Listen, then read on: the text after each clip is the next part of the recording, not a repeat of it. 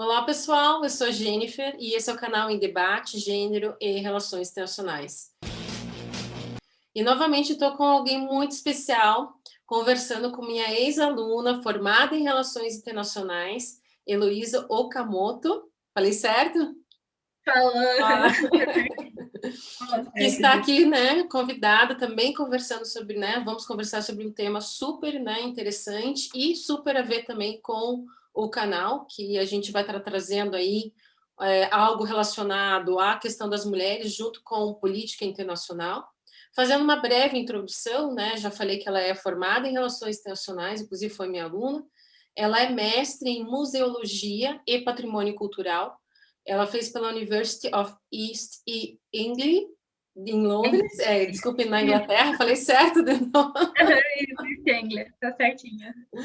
Com ênfase mesmo em diálogos entre o Ocidente e o Oriente. Então, Heloísa, seja muito bem-vinda ao nosso canal. Obrigada, Jennifer, pelo convite. Fiquei muito feliz de estar aqui hoje, né, com esse convite tão especial no seu canal. E é um prazer poder compartilhar aí esse conhecimento que a gente vai aprendendo ao longo da vida, né, nesse estudo acadêmico. Então, Luísa, eu fiquei muito feliz, né, por você ter entrado em contato comigo e ter mandado o seu paper, né, que é sobre mulheres de conforto. Então, eu queria que você explicasse para o canal, né, o que significa essa questão sobre mulheres de conforto. Então, as mulheres de conforto, né, é um debate que realmente surgiu para mim durante o mestrado e em diversos outros momentos também, e que foi uma pesquisa assim que me tocou muito pessoalmente, né, até por eu ser de origem japonesa, né, e ter tão enraizado principalmente esse lado da mulher, né, dentro desse debate. Então, vou dar uma breve contextualizada sobre quem foram as mulheres de conforto, né, e dar uma explicada para até ter uma visão mais que abrangente sobre esse diálogo entre Japão e Coreia, que é onde se trata as mulheres de conforto principalmente. As mulheres de conforto eram um grupo de mulheres, não um grupo, né, mas diversas mulheres que não só na Coreia, como em todo o sudeste da Ásia, elas foram levadas, né, à força pelo exército japonês nas invasões durante a Segunda Guerra Mundial. O Japão, assim que teve essas invasões, eles iam falando, né, que muitas mulheres falam em suas entrevistas, que eles persuadiam falando que eram trabalhos como se fosse para a indústria ou como enfermeiras, mas na realidade, quando elas chegavam e se deparavam com a realidade delas, é que elas eram para ser mulheres que iam confortar os homens durante a guerra, sexualmente. Então, em muitos relatos, né, de muitas mulheres, elas falam que elas eram estupradas por homens por cerca de 70 soldados por dia. Nossa. Então, é uma realidade que, assim, me deu um choque muito grande, né? Como japonesa, de origem japonesa, nunca tinha ouvido falar nisso, e como mulher, principalmente. Então, realmente foi algo que foi muito pesado para mim, né? Me deparar com essa parte dos meus ancestrais. E por isso que eu resolvi até trabalhar mais sobre essa questão de diálogo entre Oriente e Ocidente, em que eu fui trazendo esse debate das mulheres de conforto. Sobre a situação, né, das mulheres de conforto, eu até, na verdade, fui atrás também sobre esse tema, né, e inclusive o Tribunal Internacional, ele reconhece isso como um crime contra a humanidade, né, então foram muitas mulheres nesse período, acho que não se consegue nem mensurar, né, a quantidade. Alguns falam a mais de 200 mil mulheres, né, que foram raptadas, violentadas, enfim. E eu acho que isso, a gente pode entrar, então, fazendo link com essas relações diplomáticas entre Coreia do Sul e Japão, né? Queria que você falasse um pouquinho desse contexto, né, dessa contextualização política entre esses dois países. Tá. Então, a relação Coreia e Japão sempre foi uma linha muito tênue, né, entre uma relação de amor e ódio, assim. Tanto que é algo que eu coloco muito nesse artigo que eu te encaminhei, porque apesar de ter muitas trocas de intercâmbio cultural, expansão do budismo através da Península Coreana, na Rota da Seda, lá no século VI, VII depois de Cristo, a gente consegue ver que constantemente existe um conflito muito forte, principalmente por parte do Japão, em termos de necessidade de expandir território para conseguir matéria-prima, né? Para conseguir sustento próprio, e de forma que isso trouxe conflitos muito antes da própria Segunda Guerra Mundial. Dentro dessa perspectiva, né, depois do período pós-guerra, né, as mulheres de conforto, elas meio que desapareceram no período da história, porque foi bem o período em que estava tendo, né, a reconstrução do pós-guerra, e o pessoal estava focado em outra coisa, não estavam querendo muito debater sobre esses assuntos até que tivesse um pouquinho mais estável as questões econômicas. E foi aí que só na década de 80 que começou a voltar mais esse debate. Então, esse debate ele foi feito pelos primeiros movimentos políticos de protestos sociais, que eram através da arte, né? E a arte foi através do People's Art, na Coreia, que surgiu de volta esse diálogo e a necessidade desse debate. Recontextualizando também, foi o período em que o Japão ele estava como potência, né, com uma confiança super elevada, a economia já estava mais estável, já tinha uma relação diplomática muito boa com os Estados Unidos, e dessa forma eles conseguiam prevalecer dentro desses debates naquele contexto, de forma que não desse muito espaço para essas mulheres falarem. Só que, constantemente, a gente vai ver depois, né, ao longo que eu vou falando, que tanto no Japão quanto na Coreia, esses debates só iam ressurgindo a partir da pressão popular. Tá? Ele não vinha de livre e espontânea vontade do governo. Né? E aí, em 93, que o primeiro-ministro, né, Yohei Kono, faz o Kono Statement.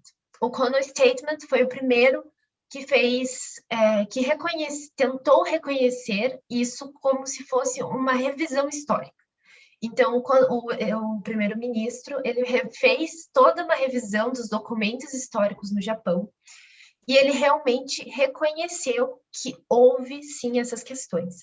Mas em nenhum momento, né, existiu, vamos dizer, um diálogo muito explícito. Foi feito. Ele falou que, sim, diretamente teve abusos, ele afirmou realmente, mas não como foi totalmente a estrutura desse processo, né? Ele menciona que a estrutura foi feita através de instituições privadas, que eram como se essas instituições fossem lá e recolhessem essas mulheres, com permissão do exército militar, mas em nenhum momento tinha documentos muito formais pelo statement deles, e deixou muita dubidade. Aí que entrou a controvérsia deste statement, porque o que aconteceu? Por um lado, os conservadores e nacionalistas japoneses, eles falavam que, na realidade, era uma negociação, vamos dizer assim, entre aspas, com o governo coreano, e que, na realidade, eles estavam induzindo e forçando o Japão a fazer este statement, porque eles estavam completamente contra, e que aquilo não era, de fato, uma realidade. Em contrapartida, a Coreia e a China, eles falaram que estava muito dúbio, que todo o statement, na realidade, não dava abertura para afirmar nem para negar os fatos históricos, e que eles não poderiam aceitar. Então, em 98, com o governo do Kim Dae-jung na Coreia, né, ele retoma de novo o debate, em 98. E ele tenta fazer as negociações com o Japão, só que foram completamente fechadas. E a partir disso, então, a gente pode ver, né, que daí tem uma recusa das negociações por ambas as partes.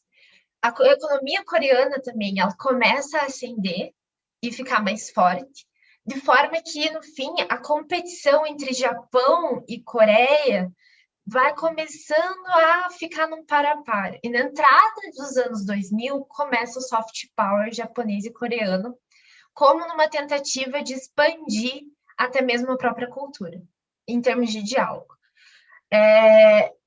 Nessa competição, eles ficam bem, de certa forma, amistosos, vamos dizer assim. Então, eles têm uma reabertura de intercâmbios, de trocas culturais, começam as negociações.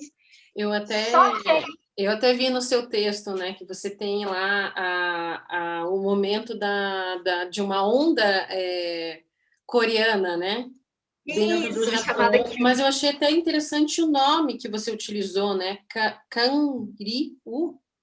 Kangryul, isso. O É. Kangryul é um movimento que surgiu a partir da primeira novela que fez coreana, que surgiu assim na época, que fez mais fama, é o Winter Sonata. Não, se E a chama partir ainda de doramas, então. Porque agora, na é, verdade, o que entra é o dorama, né? Que é o é, que todo mundo sabe que é as séries, as novelas coreanas, mas antes se chamava assim. isso, se chamava, hoje chamam de K-dramas, né? É, Em sim. K-dramas. E aí surgiu esse Winter Sonata, que foi o que trouxe com força, vamos dizer, a perspectiva coreana Hum, para o jogo do soft power, para balancear ali em termos de potência de soft power com o Japão, em termos de competição de produção cultural, né? E aí, a partir desse movimento do Canyu, né, é muito interessante, porque todas essas reaberturas e o consumo entre os dois começa a ser mais forte. Então, uhum. tanto o Japão começa a consumir os K-dramas, quanto a Coreia começa a consumir os J-dramas, né? E em 2010, que aí começa, vamos dizer, a ter mais começa a ficar um pouquinho menos suave o diálogo, né? Porque assim, a pesquisa de popularidade realizada pelo Chicago Global Affairs acabou mostrando que, de certa forma, as pontuações da Coreia estavam se elevando. Naquele período, né, só para a gente ter uma recapitulação do porquê que essa presença da Coreia veio tão forte, mais do que o Japão, que a gente via como potência lá na década de 80, foi o período que ele começou a ter uma presença diplomática muito mais forte. Eles tiveram uma reestruturação econômica, uma reestruturação de educação, né, e de desenvolvimento. Então, eles se tornaram, em 2009, doadores na Organização Econômica de Cooperação e Desenvolvimento, agenda de projetos sustentáveis submetidas lá no G20, conferências cibernéticas sobre espaço cibernético em 2013, o que naquela época era visto ainda, né, como um debate muito inicial. Então, eles foram vistos realmente posicionados a partir dessa perspectiva desse Chicago Global Affairs como precursores em muitos aspectos de muitos debates para aquele período. E aí também temos um outro fator, que foi a China se concretizando como segunda maior potência econômica mundial. Então isso abalou muito o orgulho, né, japonês, que tinha se estruturado, só que aí, de certa forma, ele acabou se estagnando, né, entre esse balançar, vamos dizer, que o Japão tem entre ir para frente e o passado, às vezes vai muito para frente e fica muito no passado, e eu acho que nisso o Japão pecou um pouco e não conseguiu identificar esse movimento, né, e acabou ficando muito estagnado.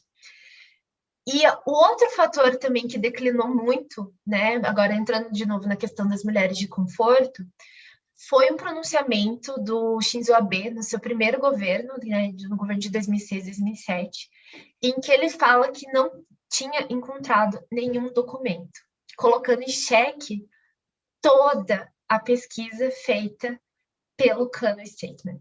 Uhum. E aí, nisso, reabriu todas as feridas, reabriu todas as problemáticas, desde 2007 a 2012.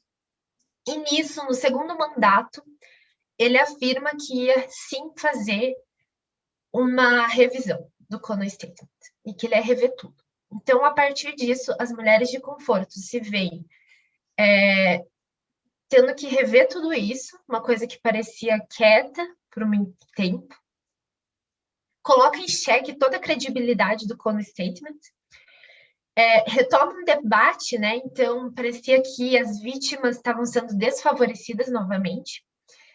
E, principalmente, eles falam que foi uma forma do governo de não conseguir assumir os próprios erros. Então, eles constantemente voltavam para esse nacionalismo, para esse orgulho, e acabou abalando muitas estruturas diplomáticas entre os dois países.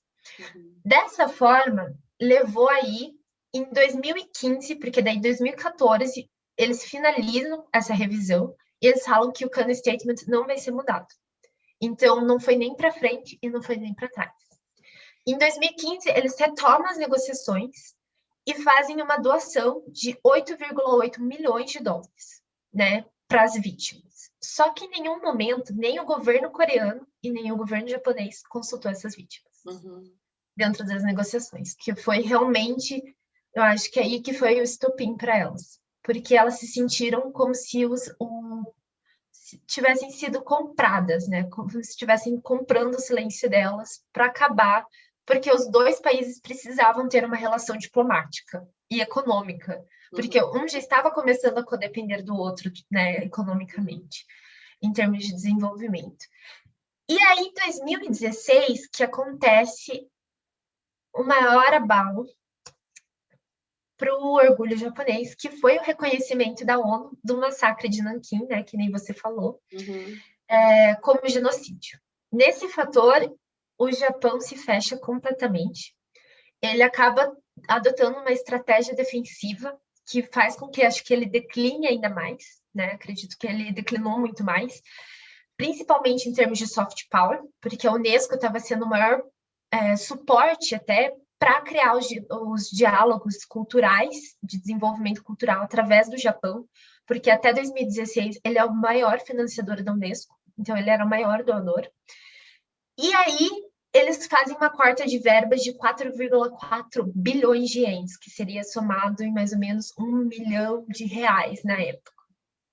1 milhão de reais, isso. E aí, no fim das contas, em 2017, vem a primeira instalação artística, que foi em Busan, em frente ao consulado japonês. Eles se revoltam e colocam em frente uma mulher de conforto, que ela é sentada num banco, né, numa cadeira, usando o hanbok. O hanbok, que é a roupa tradicional coreana, que até umas 4 décadas atrás era constantemente utilizado ainda, né, pelas mulheres coreanas, chamada Estátua da Paz. E a partir disso, né, da Estátua da Paz, essas mulheres elas acabam sendo constantemente levadas a essa dor, levadas a retomar esse debate, mas, ao mesmo tempo, dá mais visibilidade para elas.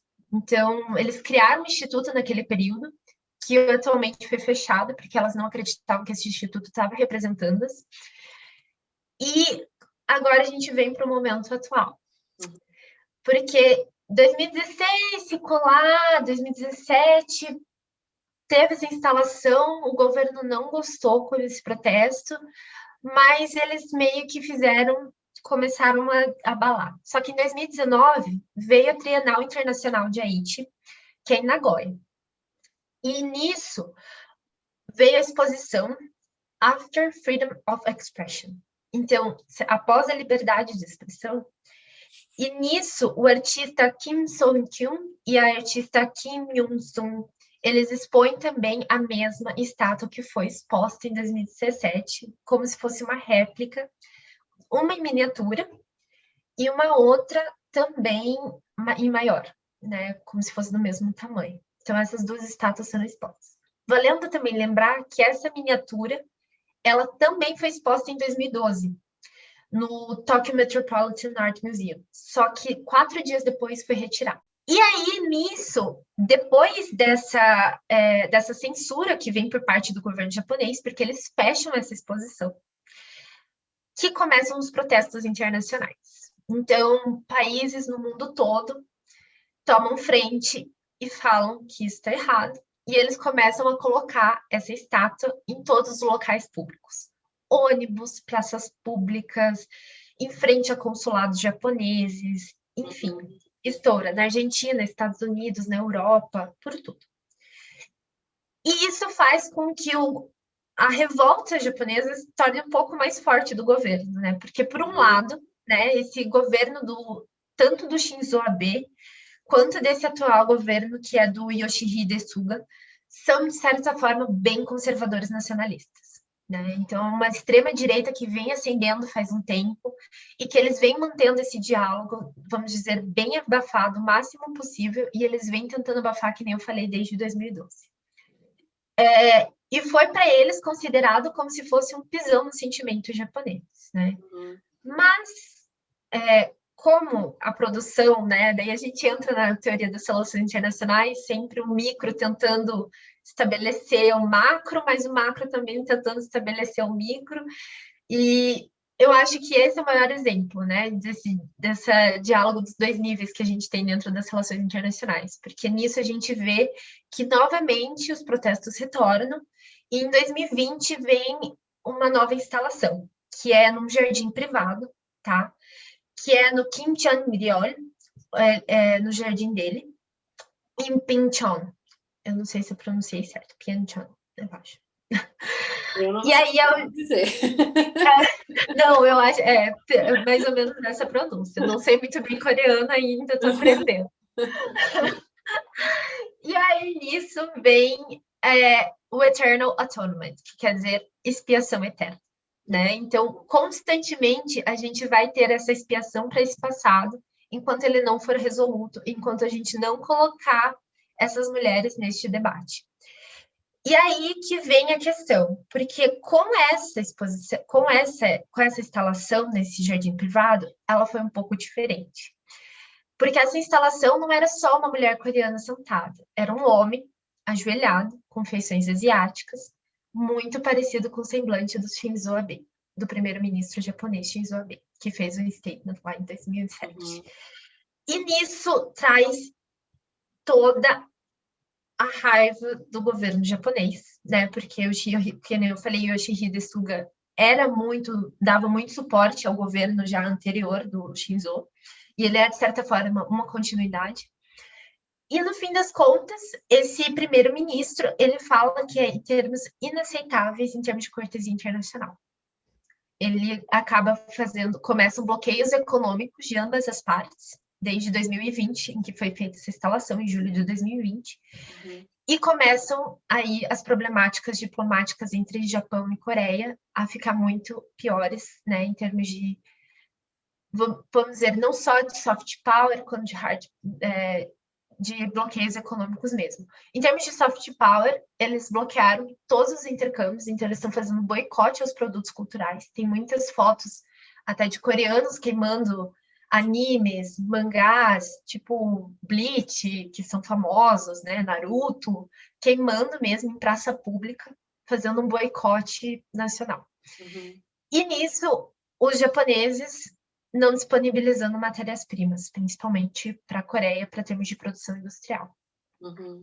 Então, esse seria mais e isso é muito interessante, né? Assim, pelo fato de como um contexto histórico, né? Pela falta de reconhecimento, gerou essa questão no momento presente, né?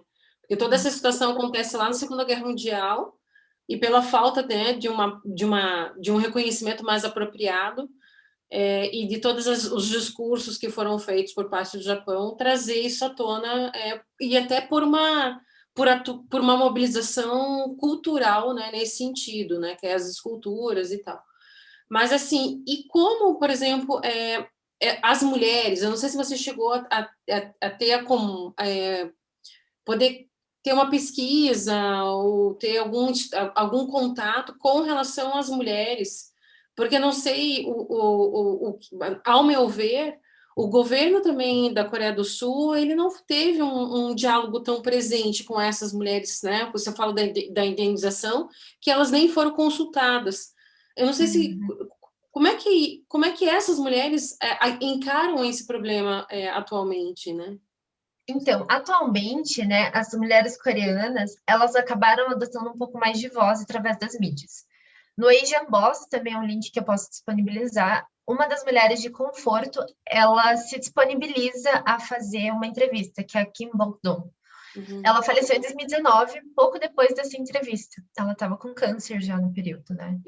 E isso é uma coisa que eu achei muito interessante de ver o porquê que parece que o governo japonês e o governo coreano parece que eles estão empurrando com barriga esse diálogo. Parece que eles estão esperando essas vítimas falecerem, porque, né, claro, a idade vem e a história acontece e vai rolando, para que seja apagado mesmo, né, de todo esse debate como um todo. E aí é esse pedido das mulheres coreanas, por isso que elas não se sentem representadas, por isso que elas falam que tanto essa doação de 2015, dentro dessas negociações que foram feitas em 2015, quanto a de 98, elas não reconhecem por conta que não tem uma retratação histórica. Sim. Eles não apresentam nos livros de história japoneses, né, esse fato. Eles não conseguem reconhecer, virou um tabu muito forte entre os japoneses mesmo, é muito difícil para eles falarem sobre isso. Eu até conversei com uma amiga minha do Japão, perguntei para ela um pouco da perspectiva dela. E para eles gostariam de seguir em frente nas relações diplomáticas, né, como povo, porque eles gostam muito da cultura coreana, não tem problema direto com eles, né, mas vendo da perspectiva como dominadores, né, como hegemonia, né, mas, ao mesmo tempo, eles entendem a dor, né? E eles pediram para eles entendem que eles já pediram desculpa. E que parece que toda hora fica voltando esse debate sem que seja necessário, né? Como se fosse um movimento mais forte do que eles, que vai no sistema macro, que nem a gente falou. E aí que eu entro, né? Porque eu acho que o mais interessante desse papel é as vítimas coreanas realmente elas não foram representadas. Elas não foram muito bem trabalhadas dentro dessas negociações. O que me choca, porque a maior parte, se eu não me porque a maior parte, né, dessas mulheres, elas acabaram escrevendo livros. Então elas conseguiram, a partir também desse dinheiro que elas foram recebendo da retratação, elas foram financiando a educação. Muitas foram financiando projetos de conscientização, mas tudo por fora. E apesar disso, o governo coreano, internamente, ele faz menções honrosas a essas mulheres como lutadoras. Só que aí é que entra, também tem a relação diplomática com o Japão, que a gente vê, né, que eles dependem economicamente, e por isso que constantemente, que nem eu falei logo no começo, que a gente ia ver, esses debates os governos tentam evitar, né, para abafar mesmo, para que não exista uma crise diplomática, mas eles só ressurgem quando existem pressões internas. Né? E essas pressões internas que fazem com que eles abram de novo esses diálogos e que chegou no ponto em que eclodiu, que não tem mais volta, né? Que agora a gente chegou ao ponto de um bloqueio econômico em 2020. É extremamente importante a tua pesquisa. Assim, nossa, é realmente chocante você ter algo como, né, assim, essa falta de reconhecimento, né, sobre quase um contexto de genocídio e também, né, de violentação, ou seja, contra, né, a dignidade humana, é muito sério, né, e muito importante para essas vítimas terem esse reconhecimento, o pedido de desculpa do governo, e isso faz com que, né, surja toda essas mobilizações, igual você falou, né, das mulheres, e a gente espera que, de repente, né, exista algum tipo de reconhecimento para, talvez, as famílias dessas mulheres, né, terem esse tipo de desculpa, né, então... E é até muito... Eu vendo, assim, a entrevista com a Kim Bok-dong, dói muito. É uma senhora de 90 e poucos anos, que ela ainda está tendo que contar a história dela porque não acreditam. Então, a culpabilização da vítima, sabe? Em pleno século XXI, aí a gente tendo tantos debates que falam sobre isso, é o que me choca muito, e ainda imposto numa senhora de 90 anos. Ela tendo que rever esse passado constantemente e não poder seguir em frente por conta disso. Então, foi, assim, uma entrevista que me doeu assistir. Chorei horrores, admito, assim, sabe? Doeu muito, porque é muito tocante. Ela conta, assim, com uma riqueza de detalhes, tá? Eu já aviso também para os espectadores, porque choca muito. Choca muito ver a reação dela, ver a forma como ela retrata, a forma como ela conta a experiência dela, e o como ela tentou suicídio, logo que ela chegou lá e ela se deparou com a realidade de que ela ia viver. E que ela viveu por mais ou menos quase os 10 anos da guerra. Nossa.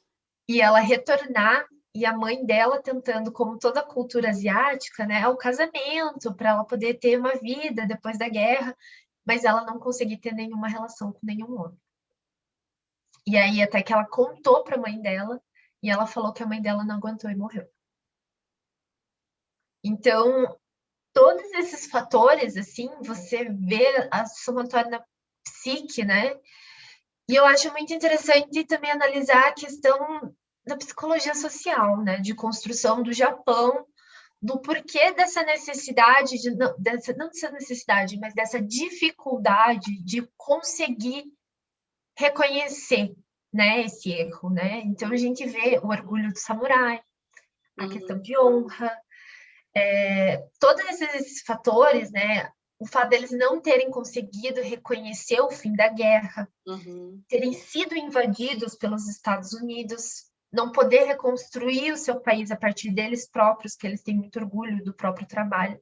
Todos esses fatores, em termos de psicologia social, acaba agregando também nessa questão de honra, do orgulho, que leva para um lado muito pejorativo de eu não conseguir falar perdoe, sabe? Me perdoe, eu errei. Eu vejo dessa forma em termos de construção social, que é muito difícil para o povo japonês falar que vai abaixar a cabeça e falar, puxa vida. Né? Em termos de você reconhecer que o seu imperador, que para eles era o Deus, errou. Né?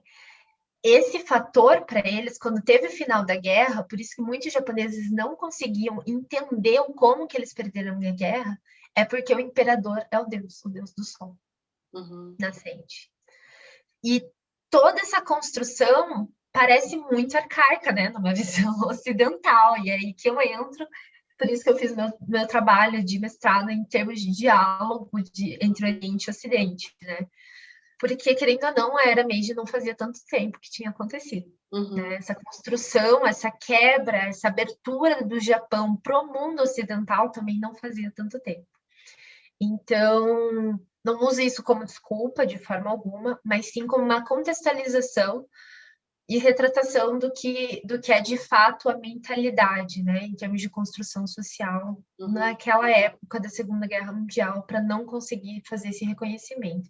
E que atualmente fica como uma forma de conservadorismo, né, de um nacionalismo exacerbado, né, de um movimento que já não cabe mais dentro de um contexto do século XXI e nem mesmo sobre quem realmente o Japão é. De forma que o Japão mesmo tem muitos que fazem os protestos também internamente com relação a não argumentar sobre esse debate que virou tabu internamente. Né? Então, eu acho que sempre vendo esses dois lados. Nossa, muito importante a pesquisa, Luísa. Eu acho que, assim, continua, né, nessa agenda, porque é um tema que deveria ser muito mais realmente debatido, até pelo todo o contexto que repercutiu de forma recente, né, transformando em tensões, e pelo que eu percebo, né, pelo que você comentou, que nem era algo muito que os países, de forma política, queriam, mas que acabou acontecendo por essas pressões e por todo um contexto, né, da sociedade civil impressionar e todas as questões dos discursos que levaram, né, esses bloqueios, essas tensões diplomáticas, mas que repercute realmente em diversas áreas, né. É muito interessante a gente perceber realmente todo esse contexto histórico e cultural da sociedade japonesa, e até como você também descendente, né, verificar isso de forma mais, assim, com uma certa, uma maior propriedade, né, pelas essas diferenças realmente, né, de percepções culturais entre o Ocidente e o Oriente que fazem, né, essa explicação. Então, muito importante a pesquisa.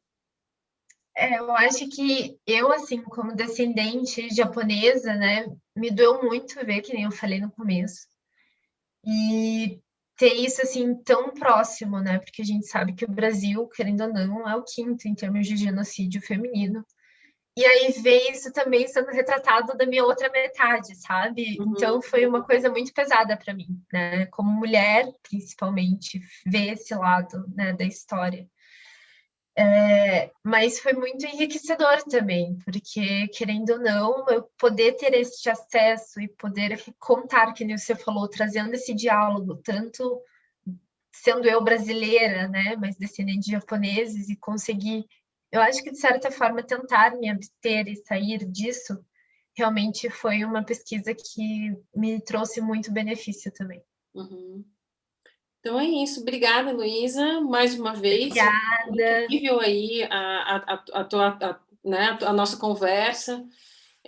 Espero que tenha enriquecido aí muitos de vocês, né, sobre esse assunto, que eu acho que é um assunto extremamente relevante, até para a gente trazer esse resgate. Eu, volta e meia, né, falo sobre essa questão, sobre como as vozes, né, das mulheres, elas são realmente silenciadas, né, aquilo que você falou, delas terem que ficar, né, falando sobre algo que de repente a voz, né, de um homem teria um maior, né, muito mais reconhecimento do que as mulheres estarem falando sobre aquilo que elas passaram, que já foi comprovado que realmente isso aconteceu.